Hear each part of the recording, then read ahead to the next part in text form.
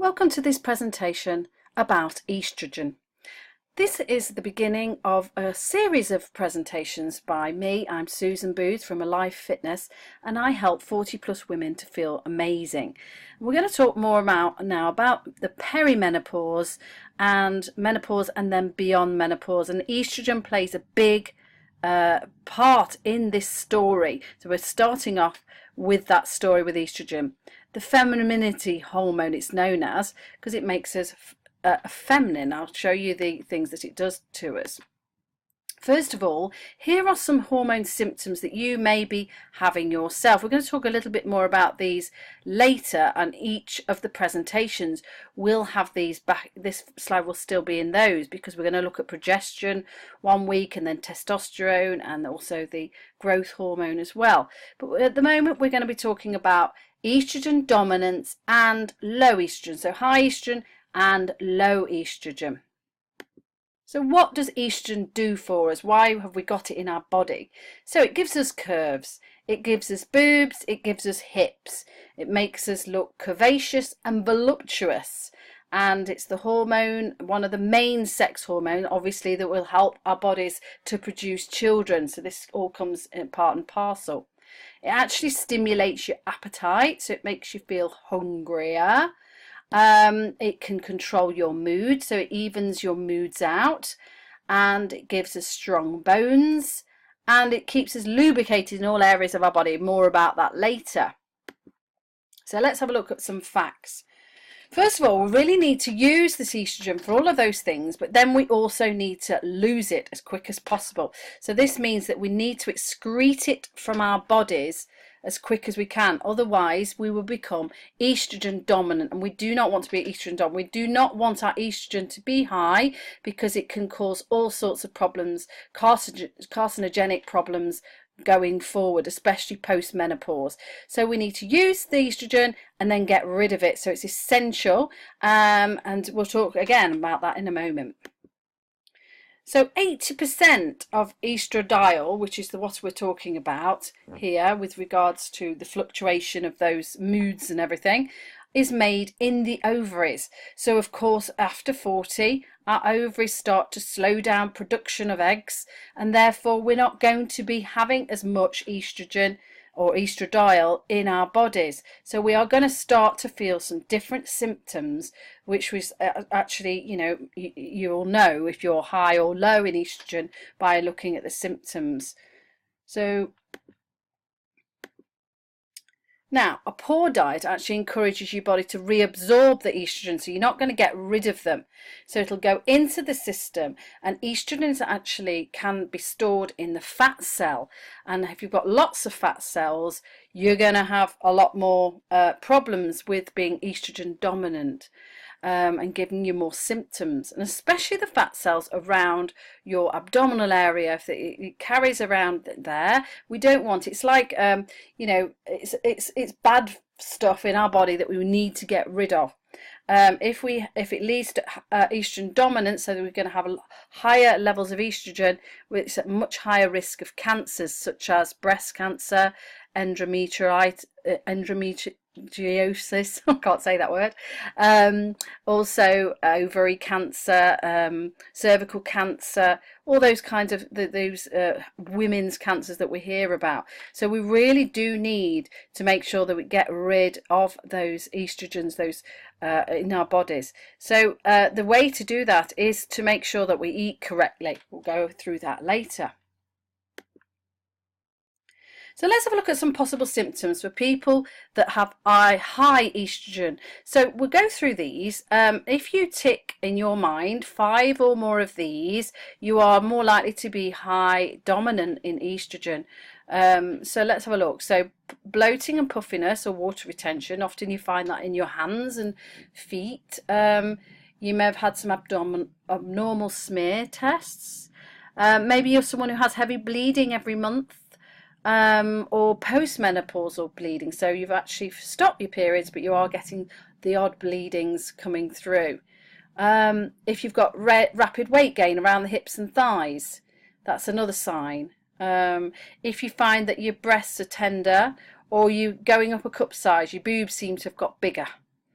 if you know you've got fibroids, if you're painful periods, if you've got tummy ache when you have periods, in your premenstrual stress, mood swings and depression, or just irritability generally. You feel weepy quite a lot. You've got a bit of anxiety, or you have mini little breakdowns. Sleep isn't great, and brain fog, so you kind of can't concentrate as much as you thought. So I want you just to stop the presentation here and tick the ones that you think are you, and then come back and let's have a look at what we're going to do about that. Now if you've ticked less than 5, you might want to move on to the next slide. So if you've got high estrogen and you have ticked more than 5, 3 to 5 of those, you might want to look at the action plan that we need to put in place to help you to reduce this estrogen in our body. So first of all, we need to reduce the alcohol. So we know that the alcohol raises the levels of estrogen and can disrupt the function of the liver, which the liver is the area that gets rid of that extra estrogen in the body. It's the detox center. So you know that is compromised if you drink lots of water, wine, or alcohol generally. So you know, best if you can get them off them completely. If you, obviously that's a better thing, because it is actually toxic, alcohol is to you. Now cutting down on caffeine is a good idea as well. We find that eliminating caffeine can balance your estrogen levels better and can calm your stress levels, which is also linked to high estrogen. Now, cutting down on red meat. Now, red meat, just conventional red meat, you know, really need to cut down on this. We do not want to be having this more than twice a week maximum. And if you do have red meat, now red meat, we're talking about beef, pork, that kind of thing, and derivatives of those, so like sausages and bacon. These all need to be only having them twice a week maximum, because they're finding that a lot of red meat now that's consumed in the Western society has lots of chemical estrogens within it. So the farmers inject the cows with estrogen to make them bigger and stronger and more feminine and then we eat it, and then we get those estrogens in our bodies. So red meat really needs to be, if you're going to have it, try and go for organic source, or a source that you know comes from a local butcher's or farmer. Now this is a crucial one, the next one. You need to increase your fibre intake, because this is where we're going to get rid of that extra estrogen in our bodies. We need to poop it out, we need to wee it out. So what you're going to do, you're going to eat lots of vegetables, and we're looking here at a pound of vegetables every single day, so that we make sure that we poop it all out, get rid of all those extra bits that we don't want in our bodies, which can lead, like I say, to cancers, and we don't want that to happen at all. So we definitely also want to be drinking lots of water, because you can wee it out as well. So lots of water, and maybe, you know, if you have some hot water in the morning with some lemon juice in it, or I actually have it cold now, you can do that. That's a really good way to cleanse the liver, get rid of all those estrogens, get them out of the body as quick as possible. It's a crucial one. We do not want this sweeping around our bodies. We've got to sweep it all up, poo and wee it all out. So make sure, get rid of that. So you might want to think about other ways you want to put fibre in, like prunes. So, you know, that's often a way to get rid of that less good estrogen associated with that breast cancer and cancer, other cancers. What else do we need? To regular exercise, because we know that decreases the estrogen levels in the body. It also lowers the risk of breast cancer and helps you make more use of the good estrogen that you've got in the body that we do need, and it will make you more voluptuous and all the good things that it does for us. Also makes us feel good and can help your stress levels, and if you've got a mood swings, that can really level them out. Exercise is huge on all these hormones. Exercise is very important. And the last one is to maintain that healthy body weight, because like I say, if you've got more fat around the middle particularly, you will find that you have more of these symptoms, because that estrogen is actually housed within those fat stores. So it's really important that estrogen is 50 to 100 times greater in an overweight menopausal woman. So dominance is much higher in those. So that's if you've got high estrogen. Now moving on to possible symptoms of low estrogen. So here's another set of symptoms. Again, go through these and afterwards tick. If you're ticking 3 to 5, you might find that. Now, poor memory is one of them. You might have forgotten what you were going into the room for, that kind of thing. Can't remember people's names. You feel a bit fragile emotionally. So you feel like really happy 1 minute and then really sad the next minute. Depression or a low mood for more than 2 weeks at a time. That's one of the symptoms. Wrinkles, especially on the face. Night sweats and hot flushes. Now this is a huge one. Lots and lots of people talk about this, and this is usually the one big symptom that people do react to because it does disrupt your life. So night sweats and hot flushes is due to low estrogen levels in the body. If you're waking regularly in the night, if you're overactive bladder, you're keeping going to the loo all the time, you don't really need to go, or you feel sensitive in the bladder area. Your boobs are a bit more droopy. So as with estrogen high, your boobs are buoyant and quite voluptuous.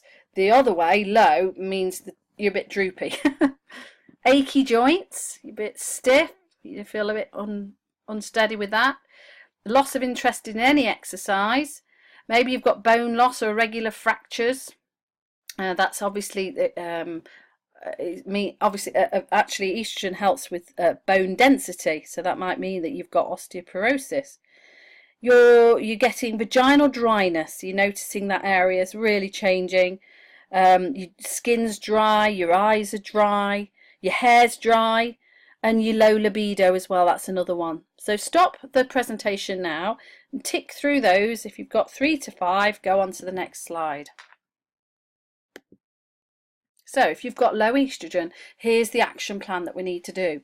Reduce your alcohol. Again, same reason. Very important to get that out. We want to get those estrogens out. We want to level out, get the good estrogens in. I know you're low estrogen, but you know you need to work on the other hormones as well to help that. You're going to cut down on bread, pasta and any other gluten foods because it has been known that there's a link between the gluten sensitivity and the diminished ovarian reserve. So we'll try to look at those foods like bread and pasta and anything else that might have gluten in it, breakfast cereals, things like that, and then try to cut right back down on those. In fact, on my plan we talk about just having carbohydrates just once a day, and bread and pasta really I try and put them at the lower end of the list, so we'd go more for potatoes and rice rather than bread and pasta.